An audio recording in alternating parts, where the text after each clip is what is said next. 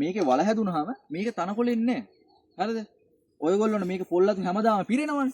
දැන් මේක ට්‍රැක්ටරයකින් තනකොළ කපනවා නම් හරි කවුරු හරි කුලියට දාලා කපනවා නම් ඒත් මේකේ තනකොළ එනවනේ. ඒ ටිකත් ඕනනම් ඔයාලට මේකට දාන්න පුළුවන්. රොඩු කරට. පස්සේ මෙතන හොඳ කාබනික පසක් හැදෙනවා. කාබනික පසුබිමක් හැදෙනවා. ඒතකොට මේ ගහ මෙහෙම නෙමෙයි. හොඳට මෙතන ඔයාලට පායන කාලෙක උනත් බය නැතුව රොඩු ටික ඇද්දා පොර දාන්න පුළුවන්. මේ සීතලේ හැමදාම මේ විදිහටම තියෙනවා. ඒක මහත්තයා දැන් මේ පොත් ටික අයින් කරත් අර පොර ටික දාලා ආයෙ අවුස්සන්න ඕන. අවුස්සන්න ඕන. ඒක හොඳයි. අවුස්සන එක. හරිද? අවුස්සලා රොඩු ටික දාන්න.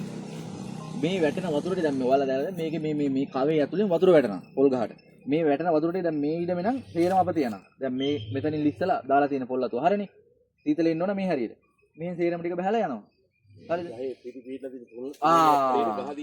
මෙයා දාලා මේක වැරදියට යන්නේ. මේ ක්‍රමේ නෙමෙයි. දැන් මෙතනින් අවාසිය දෙන බලන්නකො මුල් කොට ගහ මුල.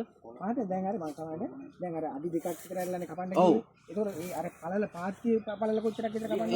ඒක අඩි 3ක්. ඔව් අඩි 3ක් විතර ආවට ගහලුවන්නේ. 3යි 2යි 5යි වටේ වැටිය දාගන්න. හරිද?